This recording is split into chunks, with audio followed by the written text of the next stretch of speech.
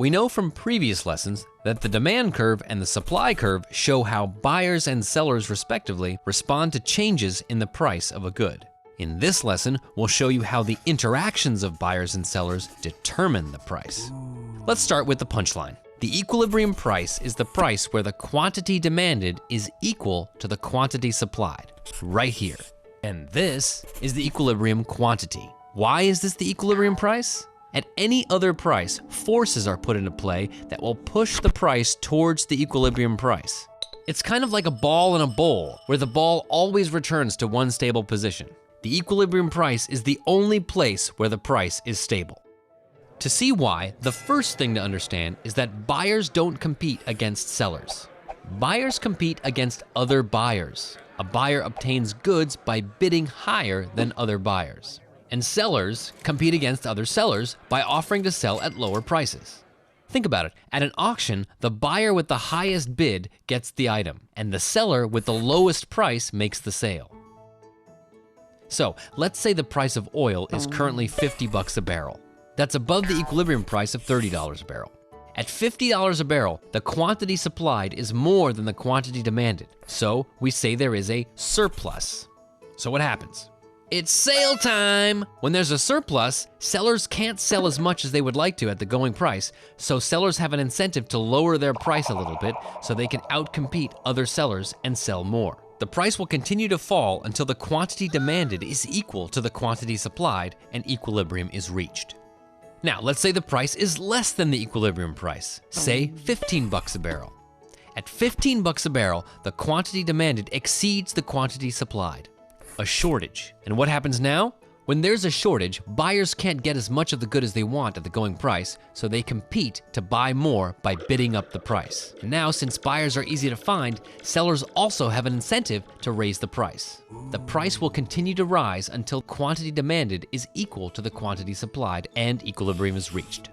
At any price other than the equilibrium price, the incentives of the buyers and sellers push the price towards the equilibrium price. Only the equilibrium price is stable. Now, let's take a deeper look at the market equilibrium and some of its properties. Remember that there are many different users of oil and many different uses for oil, each with substitutes, alternatives, and values. At any specific price of oil, there's a group of buyers who value oil enough to demand it at that price. And as the price changes, so do the buyers and their uses. On the supply side, at each price on the supply curve, we're looking at a group of suppliers whose cost of extraction is low enough to be profitable at that price. At the equilibrium price, these higher value groups are the buyers and these lower value groups are the non-buyers. Also notice that every seller has lower costs than any of the non-sellers. Since the buyers with the highest values buy and the sellers with the lowest costs sell, the gain from trade, the difference between the value a good creates and its cost, is maximized. In addition, at the equilibrium quantity, every trade that can generate value does generate value up until the very last trade where the value to buyers is just equal to the cost to sellers. Yeah. In a free market, there are no unexploited gains from trade and there are no wasteful trades.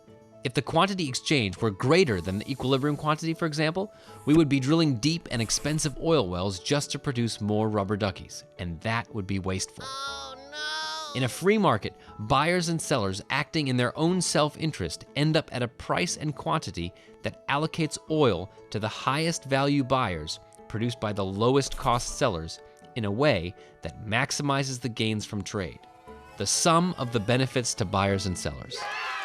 This is one of the reasons Adam Smith said that the market process works like an invisible hand to promote the social good.